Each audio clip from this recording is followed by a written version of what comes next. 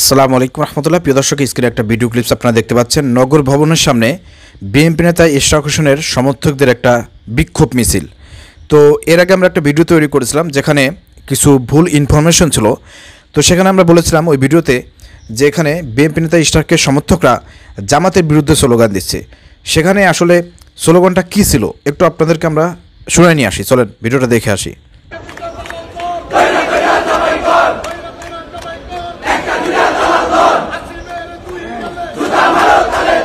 প্রিয় দর্শক, ভিডিওতে যে স্লোগানটি আপনারা শুনলেন নিঃসন্দেহে এটি একটি সন্ত্রাসী স্লোগান, এটা নিঃসন্দেহে। কিন্তু এখানে তারা বলতেছে একটা দুইটা দালাল ধরে ড্যাশ কর, আপনারা বুঝতেই পারতেছেন। তো সেখান থেকে আমরা যেটা বিভিন্ন ক্যাপশনে এই ভিডিওটা ভাইরাল হতে দেখেছি এবং সেখানে আমরা লেখা দেখেছিলাম যে একটা দুইটা জামাত ধরে ড্যাশ কর, বুঝতেই পারতেছেন। তো আসলে দালাল জামাত একদমই মানে একই রকম শোনা যাচ্ছিল।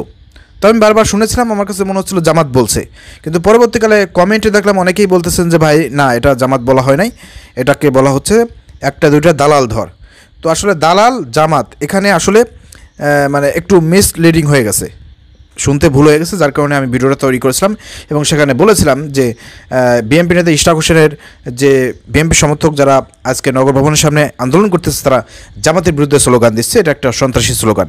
প্রিয় দর্শক, এছাড়াও এখানে আরও স্লোগান দিয়েছে তথ্যমন্ত্রী আসিফ মাহমুদের বিরুদ্ধেও তারা স্লোগান দিয়েছে। আসিফ মাহমুদকে নিয়ে অনেক উল্টোপাল্টা কথা বলেছে। তো সব মিলিয়ে আগের যে ভিডিওটায় আমি জামাতের যে কথাগুলো বলেছিলাম যে জামাতের বিরুদ্ধে কথা বলতেছে, আমি সেই কথাগুলো উইথড্র করে নিলাম, এটা আমার ভুল ছিল।